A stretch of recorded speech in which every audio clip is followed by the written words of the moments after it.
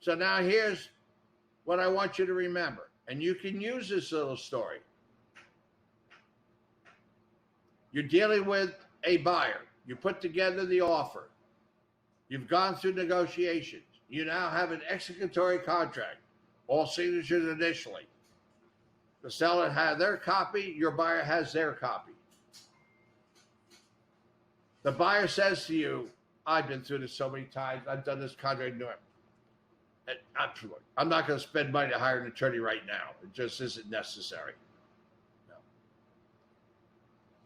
However, the sellers, they take this contract to their attorney. So now they're sitting with their attorney. And the attorney says, Tom and Mary, congratulations, that's great. I know you're thrilled. I am also for you that this house is now under contract. I'm sure that's got to be a relief to you. And I've had a chance to review it. My copy was given to me, as you know, earlier. I've gone through it. I have really two questions that I need to ask, open for discussion. So here's the first. The price you sold it for. Here's number two, the closing date. So let's talk about the price. When you and I met, because I was reviewing the contract you have on the property you're buying, at that junction, you said to me that you're going to be putting this home on the market immediately. And we were talking about dollar amounts because you need out of this home your capital gains to use for your new purchase. And at that time, you were saying that you're going to put it on the market. You want to net out of this home, net $550,000. Net means after broker's commission. Fine. However, the contract that I have in front of me, the one you agreed to, has a sales price of $500,000. A sales price. That means commission off of that. Far below your net. And the other that we talked about, and this is where I strongly emphasize to you, that the closing on this home, the month and day, as you know, should be the day of the closing of your new home or a day before. This one shows you're going to be 3 weeks after you're to take title on your new home. That means the equity that you have in your current home is not going to be available. We're going to have to do some interim financing, and we're hoping to avoid that. So I was just curious as to why all of a sudden this is the contract that you've agreed to. So Tom and Mary say to their attorney, well, here's how it worked out. We had offers coming in. We were listed at $550. We had offers coming in. And the offers that were coming in were not even close to that. Some of them were much less than even the one we have now. And we were very upset over that. But our agent said, well, it's just a trend in the market. Things will change. Well, as you know now, we've been 3.5 weeks and things haven't changed. Not to the better. In fact, the offer you see in front of us started out lower, but this is what we negotiated to. And our agent has said, we better be looking at this as a bird in the hand versus the 12 in the bush, and we better consider taking it. So we did. Tongue in cheek, but we took it.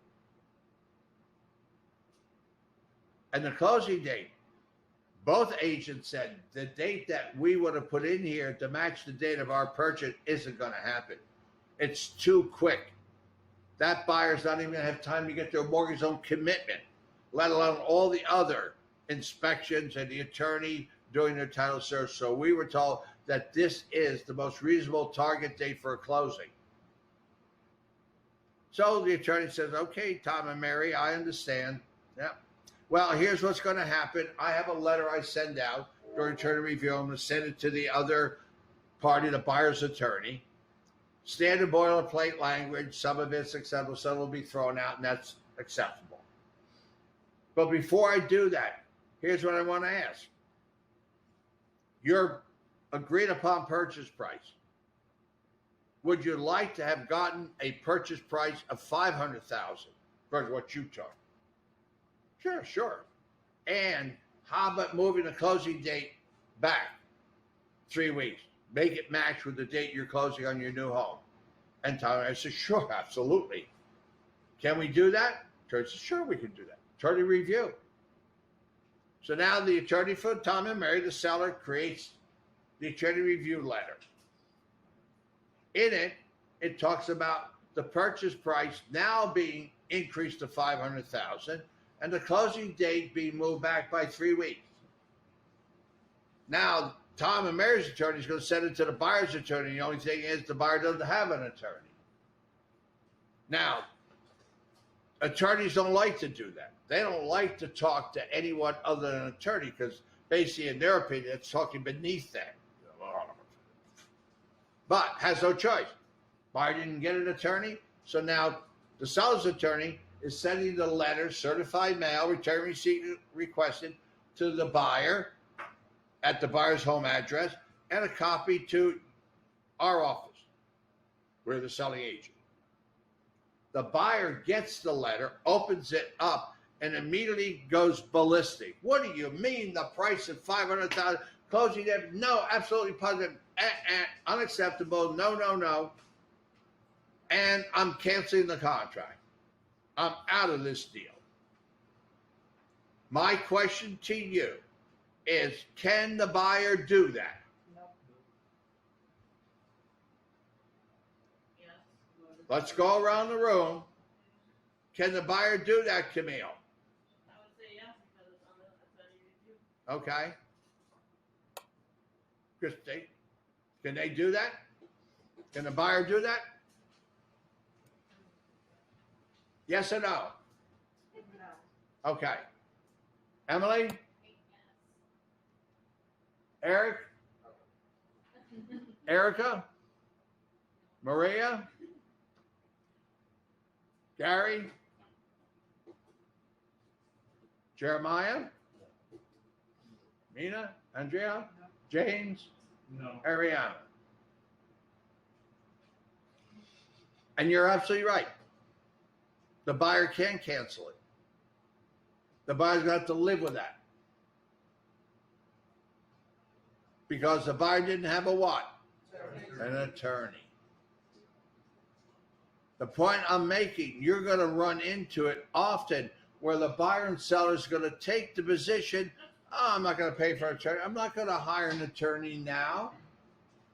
I don't want to spend that money. I'll do it later on. When that happens, that individual is now without legal counsel. That buyer or seller cannot cancel the contract. Only the attorney can do that for them. So they do not have the right to cancel. They have to live with those terms. Now, it may sound way off the wall by having the purchase price increase. Yeah, pretty much. You probably won't see it. Can it happen? Sure, it can happen during attorney review. The attorney and the attorney's client can make all the changes they want. The closing date? Sure, I've seen that oftentimes. Other items, inclusion, exclusion? Yeah, I've seen that change often. The point is, the only way that this then can be resolved or allowing the party to walk away from the contract is they need to have an attorney. You need to make sure your buyers and sellers understand this. And the time you do that is at the very beginning of your relationship with them. When you're sitting with buyers, after your original howdy-do's and your CIS, and you start showing them property, in that area of time, you need to then talk to them about the need for legal counsel. Whether